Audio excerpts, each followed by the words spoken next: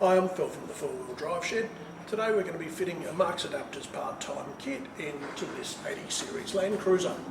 Main benefits to fitting a part-time kit into an 80 is when they were brand new they were a constant all-wheel drive vehicle, which was great when all the components were nice and new and fresh. As they get older, all the components get a little bit of slop in them. Individually, not much of a problem, but combine all of that slop together and you end up with a sloppy drive line. This kit will address that. Main advantages to it: it's going to reduce your fuel economy by not driving the front end when it doesn't need to be.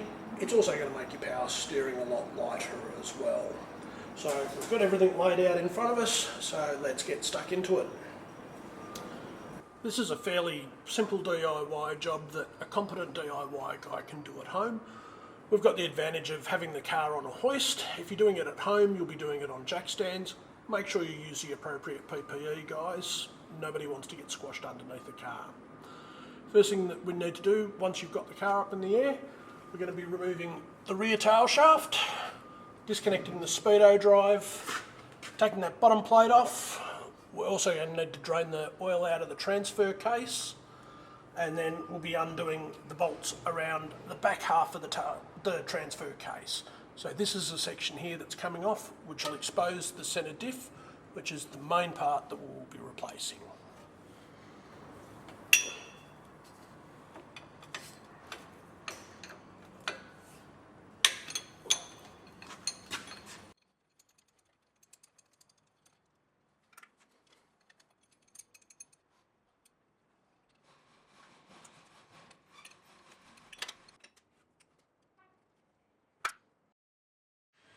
Now we've got bolts out of both ends of the tail shaft. We just need to give it a little bit of a lever just to encourage it to come out of there. The last person that serviced this has over-greased the slip joint, so that's making the tail shaft a little bit tighter than normal to come out. And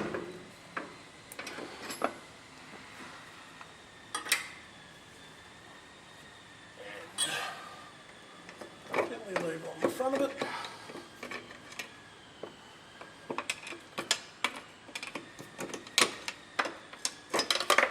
And there's your tail shaft. Next we need to take the speedo drive out of it.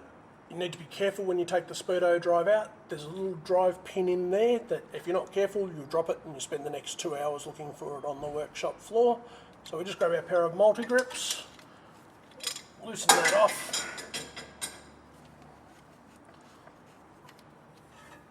There he is. And there's our little drive gear. Now that will either be left sitting in there or it will still be sitting in the cable like so. So we'll put him with our nuts and bolts so we can find him later. Next up we need to take this cover plate off so that we can drain the oil out of it so we're not covering ourselves in oil.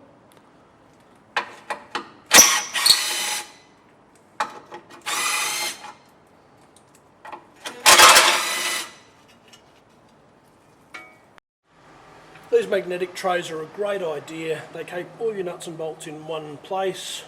I always lay the bolts out from the back of the car. There's our back tail shaft bolts that we took out earlier, our front tail shaft nuts, our speedo drive. We'll add those bolts to it as well. So later on when it comes to putting everything back together again, it's all laid out. We're not looking for bolts and nuts. Now we're going to drain the oil out of the transfer case. Handy hint for everyone: take the fill plug out first before you take the drain plug out.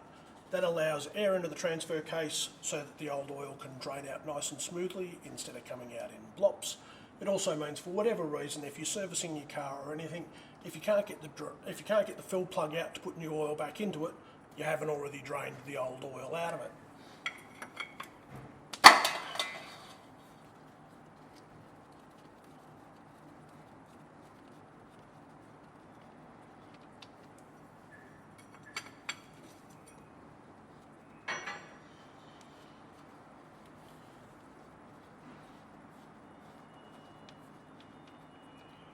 And there's your old oil.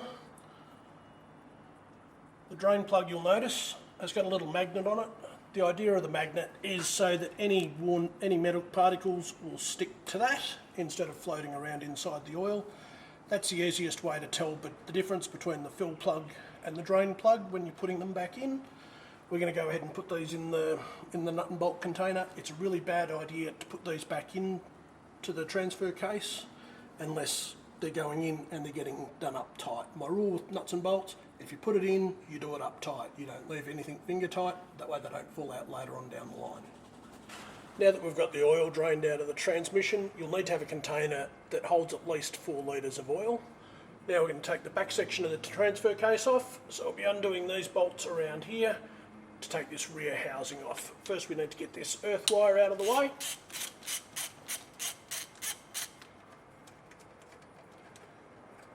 Again, putting our bolts into the tray.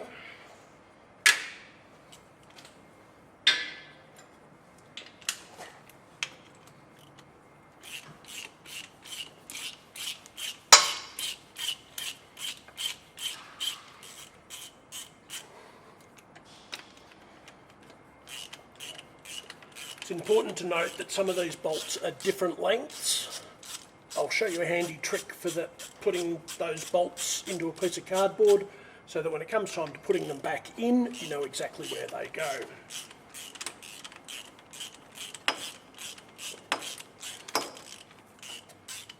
Now that we've got all of those bolts loose, another handy little hint is if you grab a piece of cardboard, poke holes in it, then you can take the bolts out, put them into your cardboard like that. That way when it comes to reinstalling them, you know that the same bolt is going back into the same hole, because quite often bolts can be 1/2 centimetre shorter or longer. That 1/2 centimetre can mean the difference between the bolt being in the right hole and punching a hole through the back of the casing. So we'll just put them in there.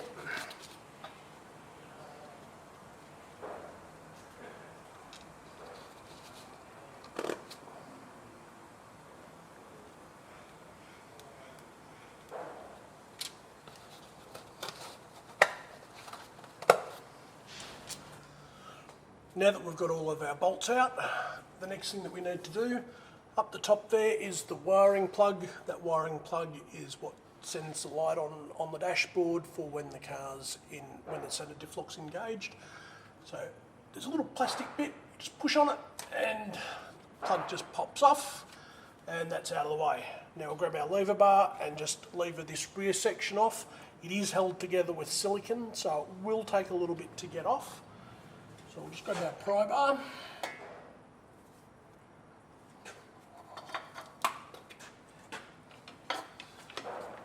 Now, there is a couple of spots that are machined into the housing, just around this side, that allow you to put a pry bar in.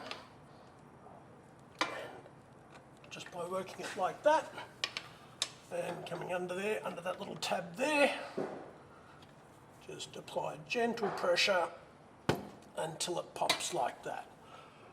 Go back to the other side and do the same so that it pops evenly all round. And back to this side.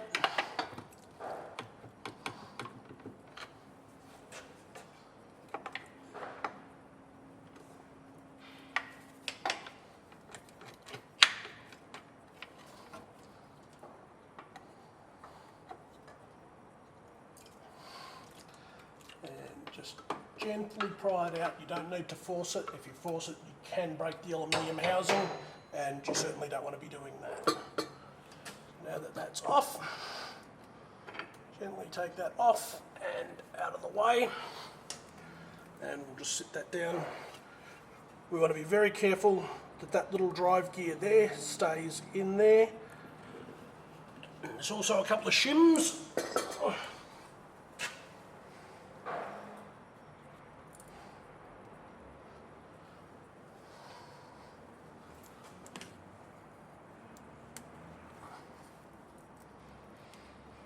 Which don't want to come out. And that's our shim there. We just need to put that aside so that when it comes to reinstalling that later, I'll show you a little trick to make sure that that doesn't fall out while you're trying to reinstall it. Now that we've got that rear housing out of the way, we need to take this top cover plate here off. There's a circlip that we need to get to inside that, so I'll just pull that off now.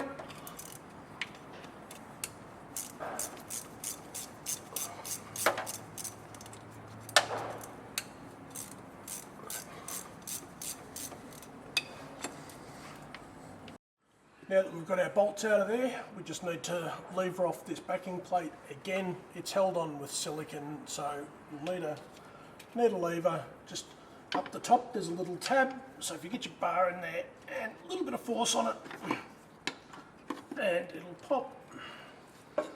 Just working around to break the silicone, and off it comes. So we'll just set that on the table. Now that we've got our cover plate off, we can go ahead and remove the outside circlip on that. So we need our expanding circlip pliers, put it into that slot. It pays to have a small fine bladed screwdriver just to help with getting the circlip out. And we can just prise him out, be careful that it doesn't spring out and shoot you. And that's our large circlip out. And we'll put him there with the rest of the stuff. Next thing we need to move on to is removing the bolts, the remaining bolts from the centre part of the transfer case. So we'll go ahead and do that now.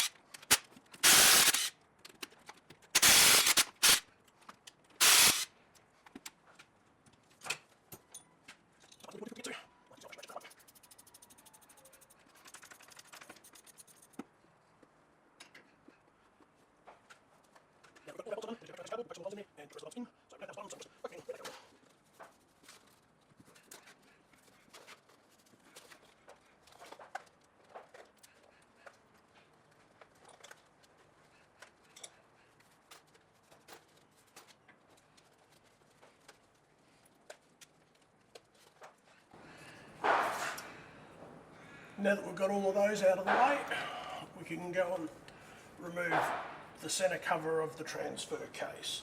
Again, this is glued on, so it'll take a little bit of levering to get it off.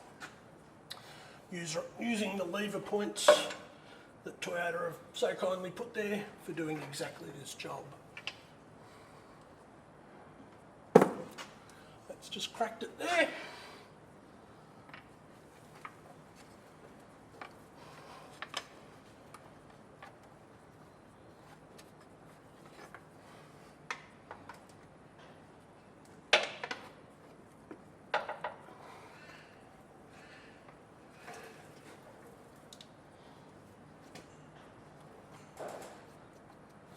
Just need the smaller lever bar.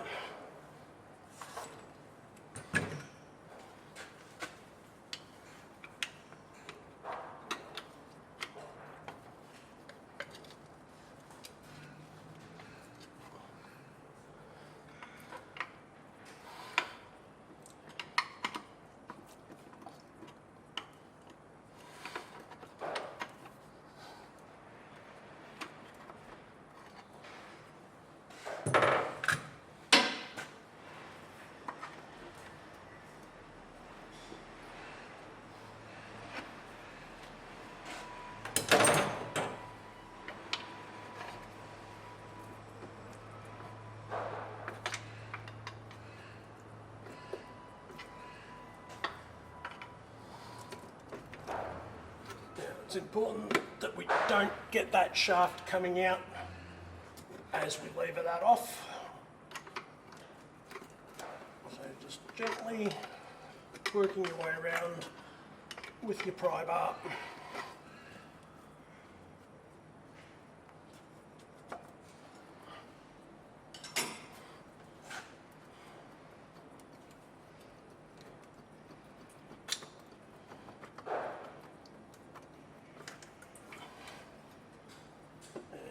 Need to undo that breather hose at the top, and it's off.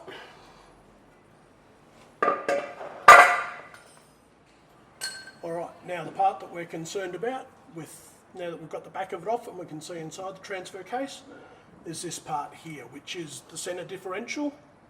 We'll be replacing that part there with that part there. So as soon as we get these bolts undone, we'll be pressing this bearing off. If you've bought one of our DIY kits, the spool will already come with a new bearing already pressed onto it, so that saves you having to do that part. But we'll undo these bearings now and take the centre diff out of it, and I'll show you what it is we're actually replacing.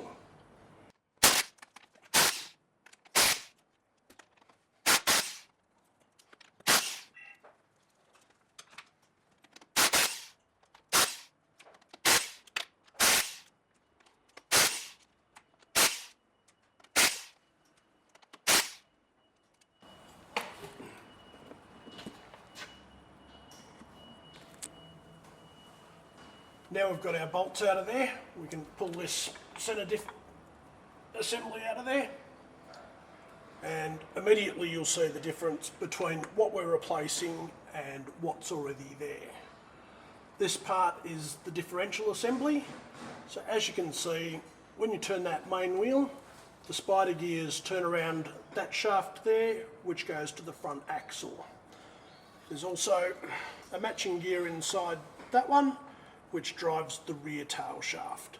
So what that allows for is the differential action between the front and the rear tail shafts, so that the transmission isn't binding up when you're driving on bitumen road. Alright, so this part here, we just need a lever just to pry that out of the way. That part can go back into the rubbish bin because we're converting it from, our drive is now going to go from there through those bolts straight down to the rear wheels. We won't be relying on that part or the differential part to make the front drive. That's done by a separate section up here now, which is independently selectable when we engage four-wheel drive mode. Now that we've got this part out, and again, if you've bought our DIY kit, you can skip over this bit because you've already got a new bearing pre-installed onto the shaft. We've done the thinking part for you. So we take the part that we just removed from the car. Probably want to take that gear out so that it doesn't rattle around or drop out when you're putting it into the press. You can discard that, we're not using that when it goes back into the car. So that part goes into the press. We'll tighten up our press plate.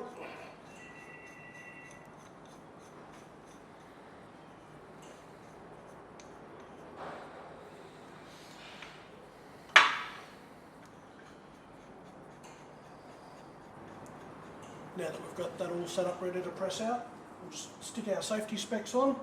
So I've got a pneumatic press, so it's simply a matter of pushing the button and the press does the rest for me. Okay, and that's it. That's pushed it off. So we have our bearing, which we'll be reusing. And the old spool, which we'll be disregarding, so that can now go into the bin. Need to grab our new spool and set him up. Push the bearing back on. Alright, so now to push the bearing onto the back onto the new spool. So spool goes into the press, bearing sits on there next. It's important that you select a mandrel for pressing the bearing on that is the right size to fit onto the inner part of the bearing so that the outer cage moves freely. You can't push onto the outer part of the bearing. So just a plate onto that. And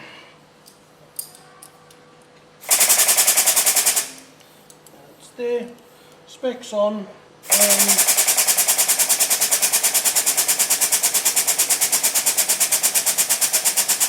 making sure it goes down nice and straight.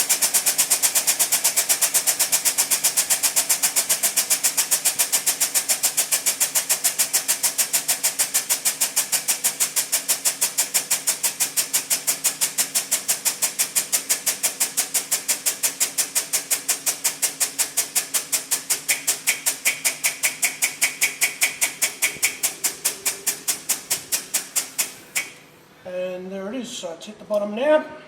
So just release the pressure off that. Now back to installing it in the car. Now that we've got that all ready to go, we've got our spool ready to fit back on. We just need to line those holes up with the holes in the spool and we can proceed to bolting back on.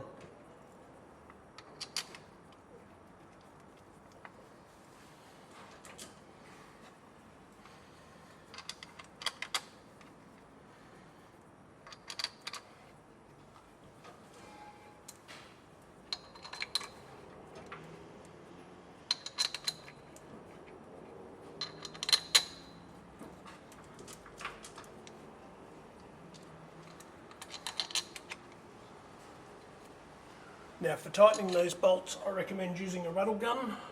It's easier than using a socket and ratchet because this is constantly trying to move on you. So by using a rattle gun, eliminates all of that movement there and just makes it much easier for you to do.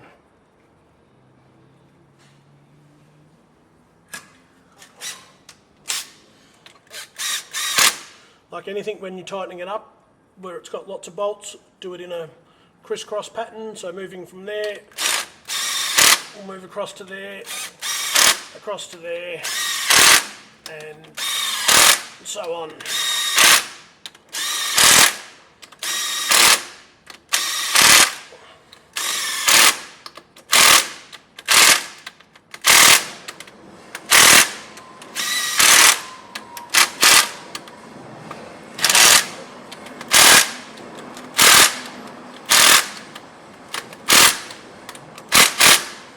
Now that they're all tight, I'll just move to the bigger rattle gun just to get the final tightening on them. Okay, now we're just about ready to install the back cover onto it. So we just need to run around and put a bead of silicone on. It's a little bit like decorating a cake. Silicone is what seals the transfer case, keeps the oil in and the water out. Trying to keep it nice, neat bead.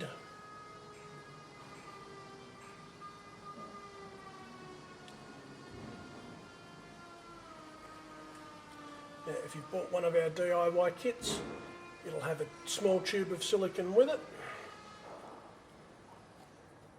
It's important that you use the right grade of silicone because there's lots of different ones on the market, so it's important that you use one that is suitable for gearboxes.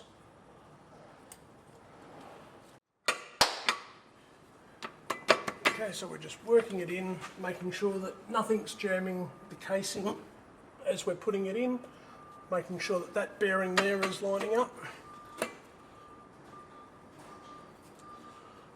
Light tap with a hammer, and on he goes. Bearings are all lining up nicely.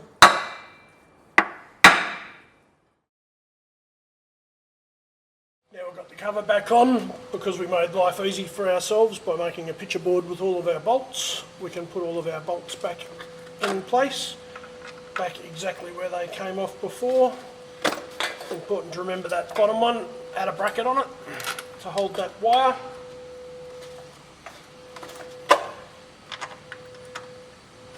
So just working backwards. Now the other important thing, you've got to be careful that this top one doesn't get stuck behind the casing, in between the two halves of the casing.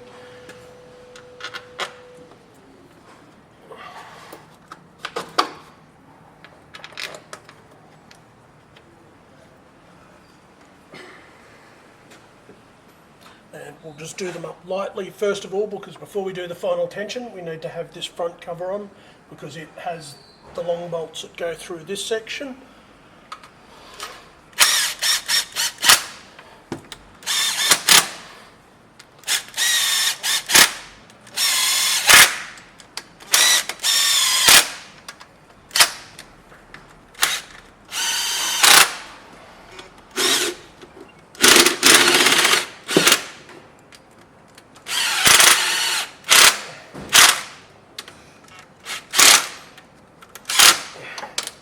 Alright, now We'll come back to those bolts once we've got this section on. Okay, a couple of things that we need to be careful of. This little oil pump drive, we need to make sure that it engages into there.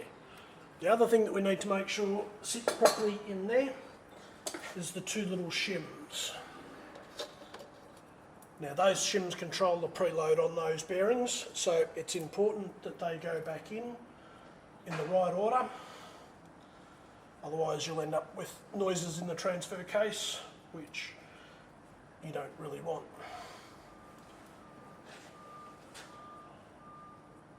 So if we just grab a little dollop of grease, I'm using a white pH neutral grease. Just a little dollop of grease. I'm using a white pH neutral grease. You don't need a lot, it's just to keep it in place. So the small shim goes in first.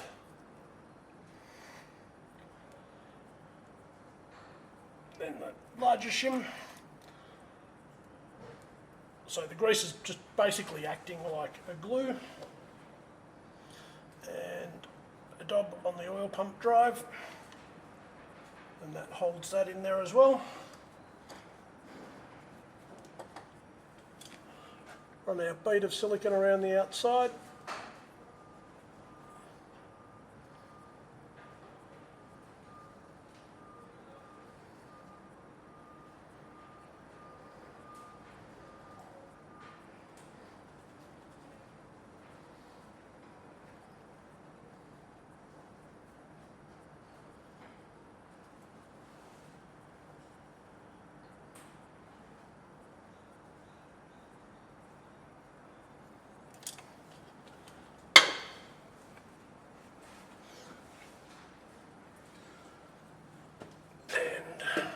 Making sure that we don't knock that out of the way. Slide our rear cover on.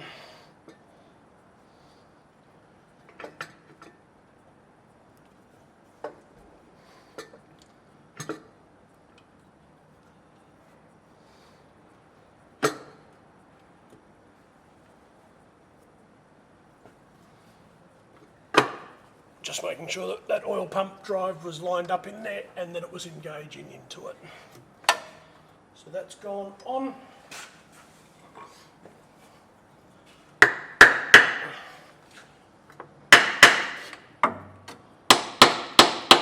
Gentle tap with a hammer just to make sure that it's seating all of the way around. Again, with our storyboard of bolts, we know exactly what bolt came out of what hole, so we're not left guessing as to which one to put them back into.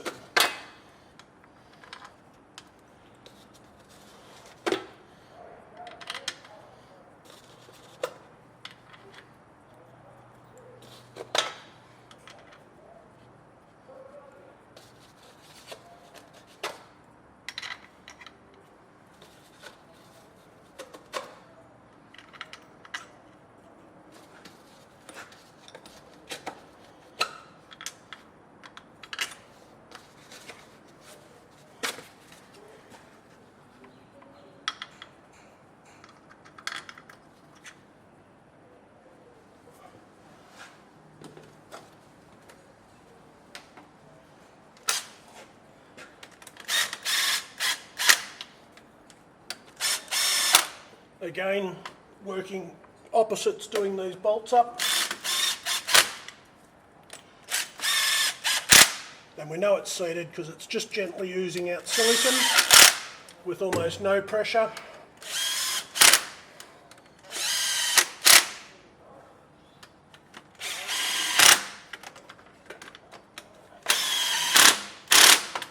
You're looking for that ooze of silicone all of the way around it to make sure that nothing's jamming that housing and or stuck in between it.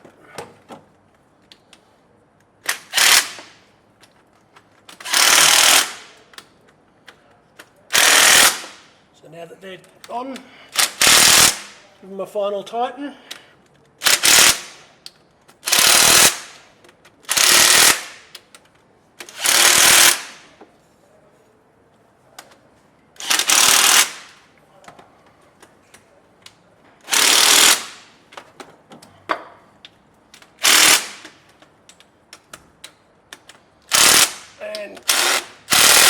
just going round and tightening all the rest.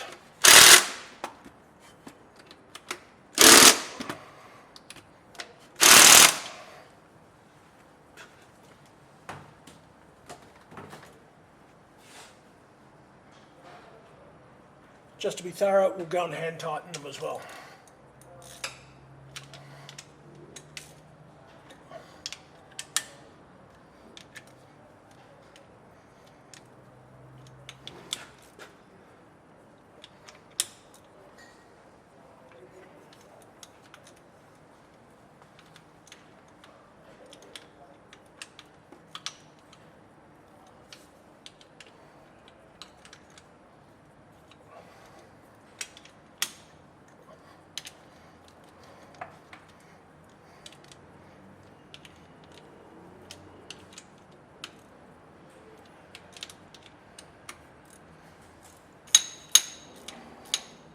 That's why it's a good idea to go and hand tighten. That one I couldn't get with a rattle gun and he was loose.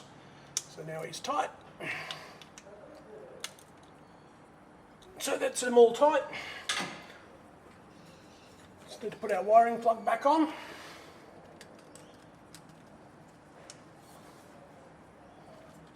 Now that one was disconnected. We can also tell that by the fact it's full of mud. We just need to reconnect our transmission, our transfer case breather.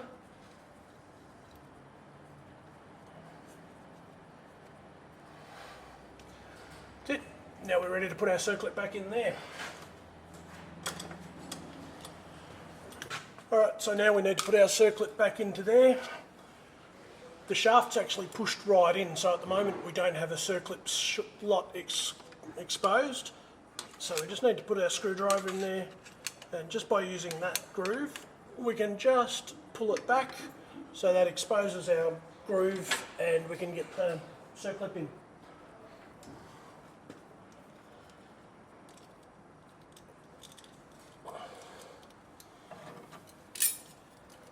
So circlip.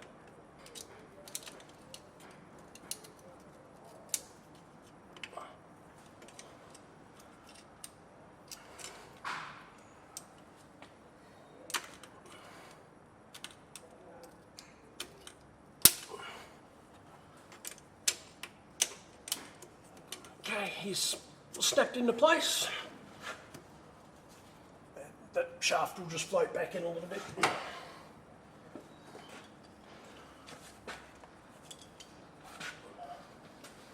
Let's give that a wipe. We've already cleaned the housing up.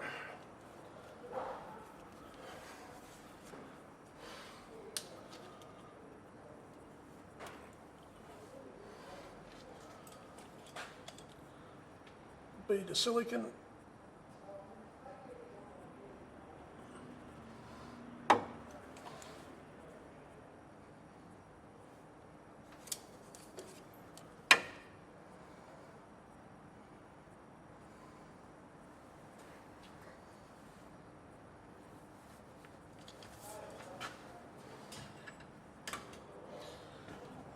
Now, little cover plate back on, writing faces up, and that was our little tab that we used to lever it off with. Faces to the top, so that that goes on the right way. Push him on, silicone oozing out.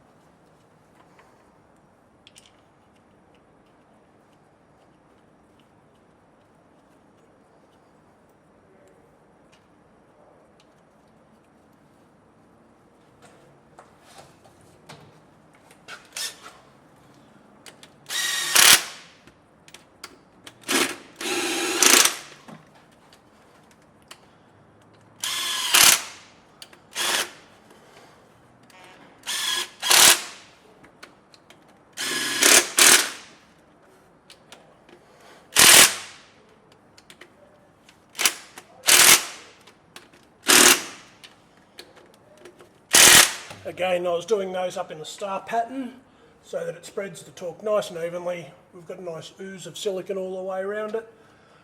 So that's all done. Wiring's all done. We've put our breather back on. We've plugged our wiring back in.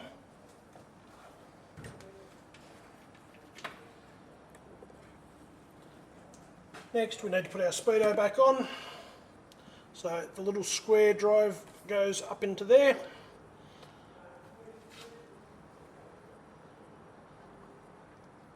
And that slots into its little hole there.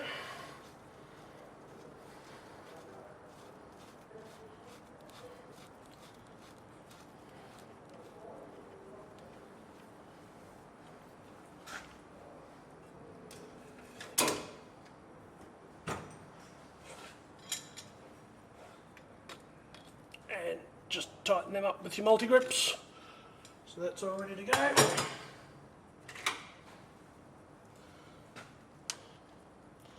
Little 12mm earth strap.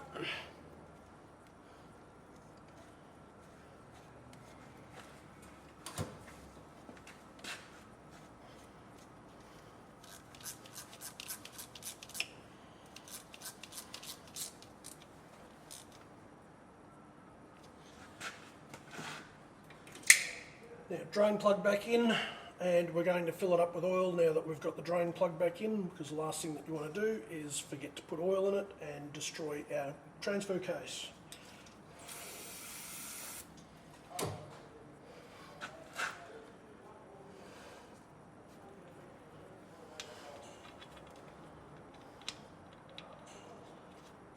Again, plug goes all of the way in, and we'll do it up tight rather than just putting it in finger tight and then coming back to it.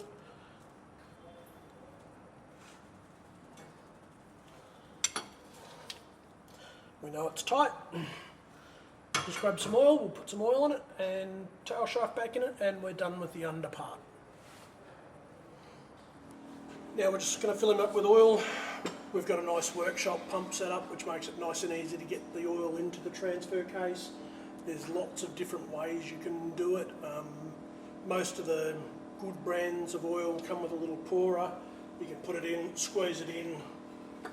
We do it the easy way. We just pump the handle and she puts oil in. Now that he's full of oil, it's just a little bit there. Put our drain plug back in. Our fill plug.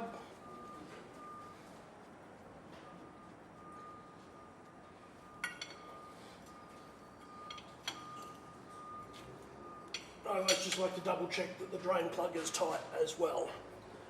So now what we've got is the tail shaft to go back in, which is basically the reversal of taking it out. There's nothing particularly that I need to show you about with that. And then we'll move on to putting the front freewheeling hubs on. Okay, now that we've got the part-time kit installed in the transfer case, second part of the equation is to fit the freewheeling hubs. So basically what we're doing is replacing the constant drive flanges with the freewheeling hub. Difference between the two is the selectability of the part-time, the two-wheel drive or four-wheel drive feature. So we just need to first of all take this cap off. So with a screwdriver, gently between the hub and the cap, just pry it off.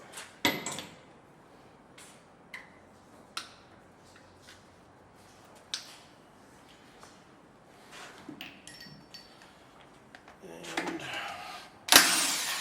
undoing the 12mm bolt.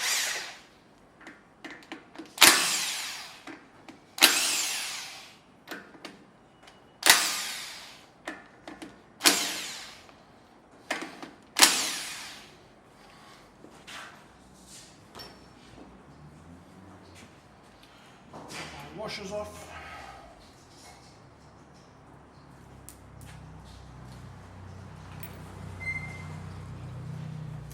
Now we need to get these inside here as little taper cones. The easiest way to get them off, put your thumb over there, gently tap the side of it with the screwdriver, with the hammer.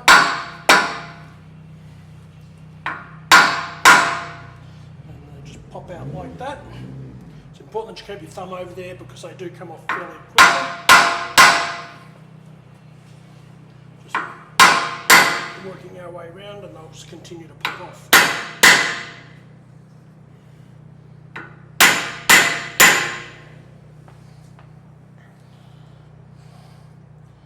And that's all of them popped.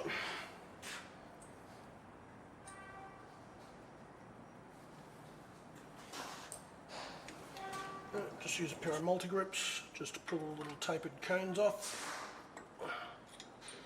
If somebody's used silicone on them before, they might be a little bit stiff.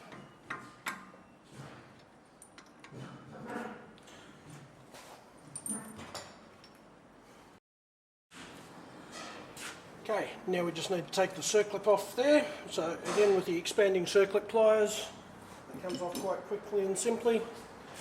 Now we've already loosened this, so off he comes. And this is also a good chance to have a look at your wheel bearings as well while it's off. I generally recommend replacing or repacking the wheel bearings while you're doing this job, but that's for a different video at the moment. We're just concentrating on the freewheeling hub. So this one, the old gasket came off nice and cleanly, so we're going to install our new gasket.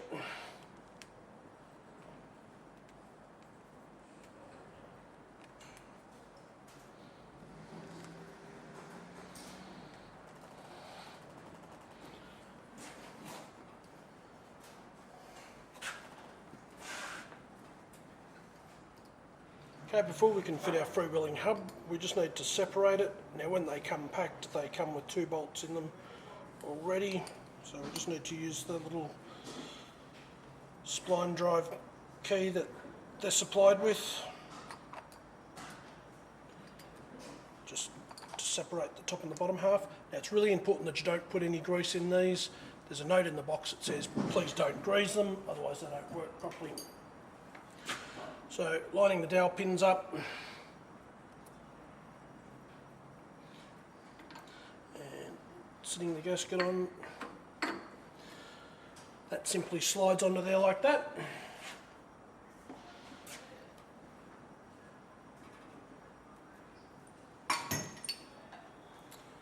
And taper locks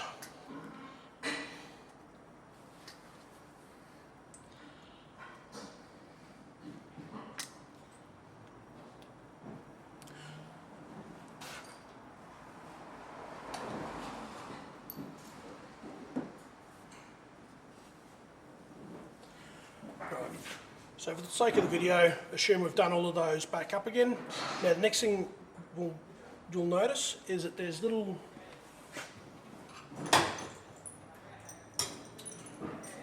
four little shiny rings that come with the part-time kit.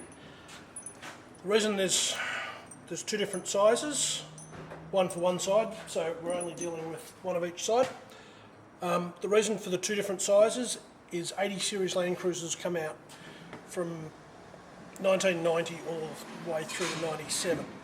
The length of the CV shaft changed on different models, so that's why you've got the different length spaces. So on this one, we can tell by the gap that we need the medium-sized spacer.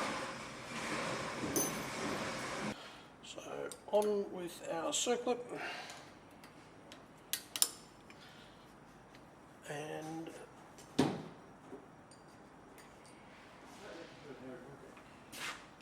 on with the freewheeling hub itself.